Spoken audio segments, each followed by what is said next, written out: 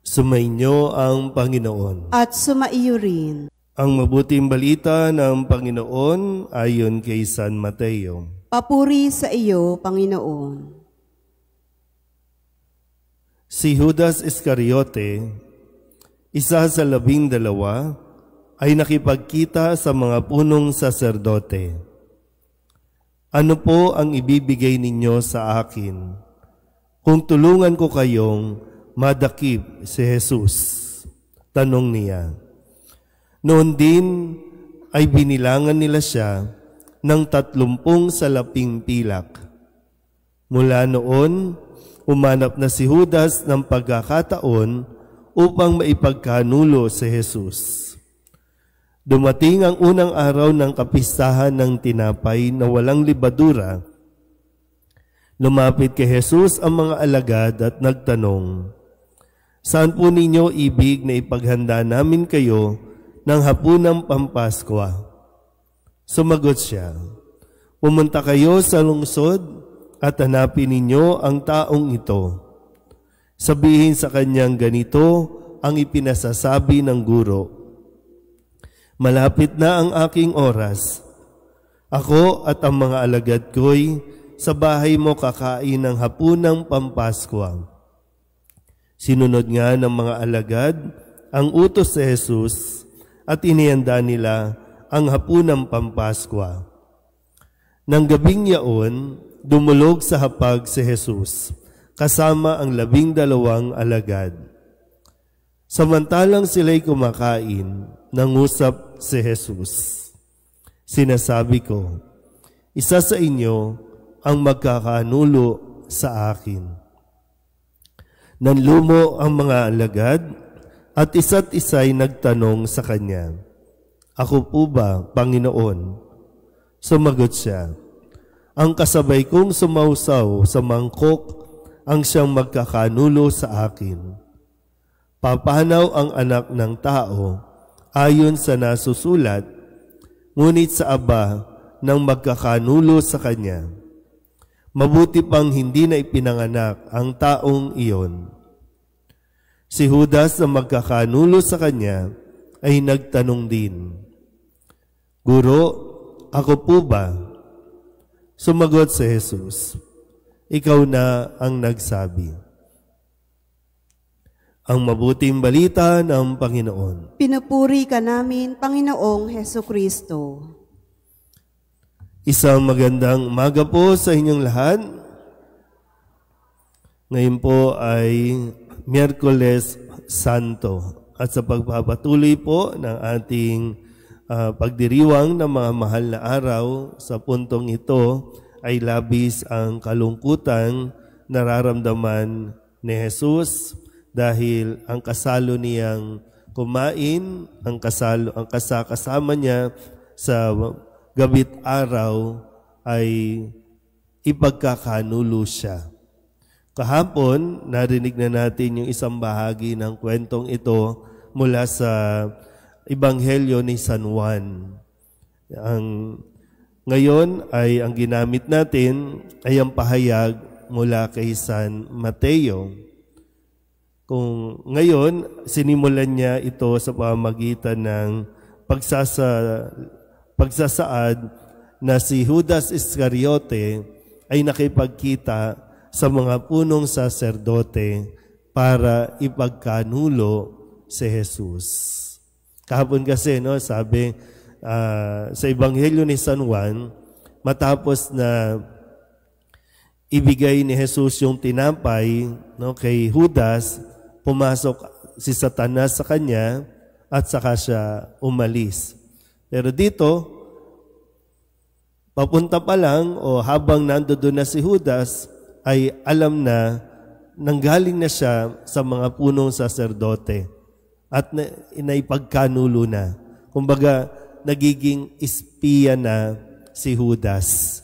Kaya nga ang tawag din po sa araw na ito ay Spy Wednesday. So naroroon si Judas hindi na para makisalo, kundi para mag-espiya kung ano yung mga gagawin ni Jesus, kung saan siya pupunta, at ito ay ire-report niya sa mga saserdote dahil lamang sa 30 pirasong pilak.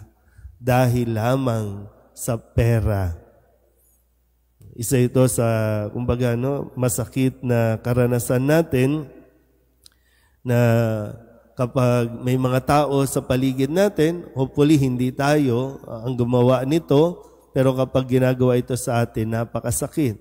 Tinulungan mo na, pinakain mo na, tinanggap mo na, pinagkatiwalaan mo, tapos darating ang araw na sila rin pala ang magkakanulo sa iyo. Anong sakit na nararamdaman ni Jesus sa puntong ito na ilang araw na lang ang kanyang hinihintay at dadanasin niya na ang pagpapakasakit at pagkamatay sa kwento natin ngayong mga mahal na araw. Pero ganun pa man, hindi pinanghinaan ng loob si Jesus. Nalungkot si Jesus. Di ba? Nakakalungkot yun eh. Pero hindi siya pinanghinaan ng loob para itigil niya ang kanyang misyon. Hindi siya pinanghinaan para siya ay magwala o manumbat sa kanyang mga alagad, sa kanyang mga kaibigan, sa kanyang mga minamahal. Yan nawa, magdulot din ito sa atin ng panibagong perspective. Kung sakali, nakaranas ka rin ba ng betrayal? Nakaranas ka rin ba ng ginawa ni Judas na matapos kang magtiwala, matapos kang tumulong, ito pa ang gagawin sa iyo. Pero ano nga ang naging pagtingin mo dito? Ano ang naging pagkilos mo mula sa mga taong ito? Mas tingnan natin yung ginawa ni Jesus. Kaya nga tayo ginagabayan. Mag-focus tayo sa ginagawa ni Jesus nang sa ganon, kung maranasan din natin ito, alam na natin kung ano ang dapat nating ding gawin. Lalong-lalo na sa bahagi ng pag-unawa.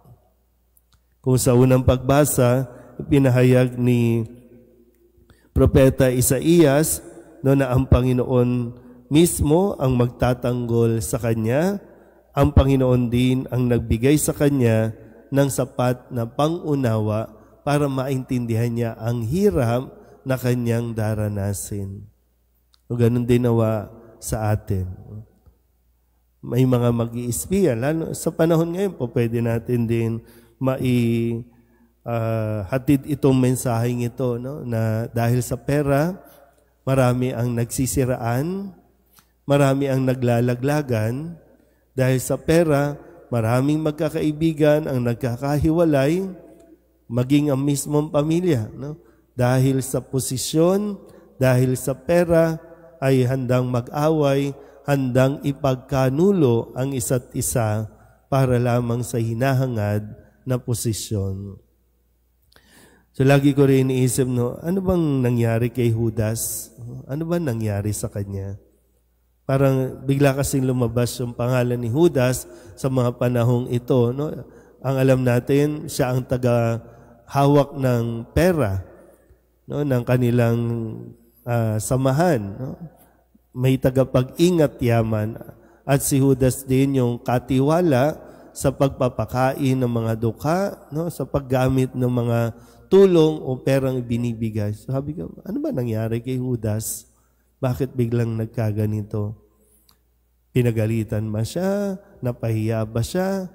Parang wala pa naman tayong naririnig na ganyan.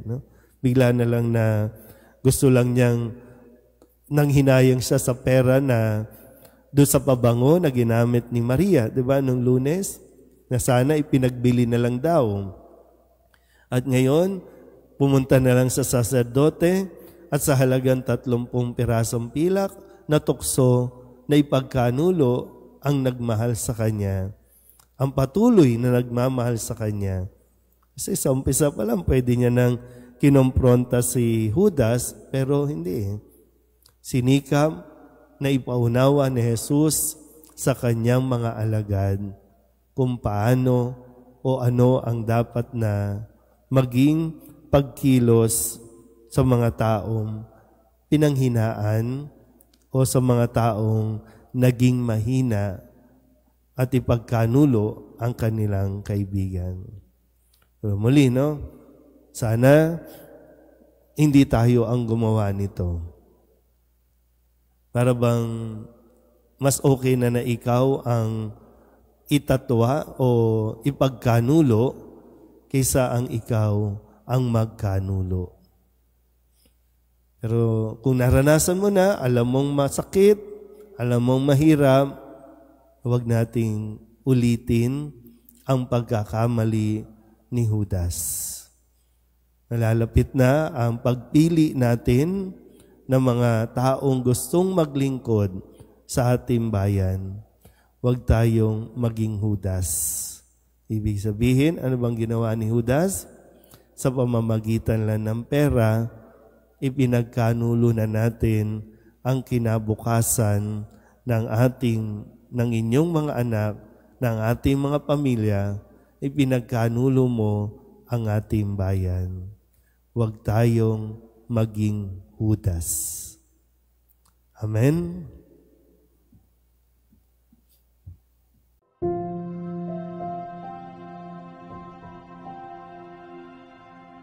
Thank you.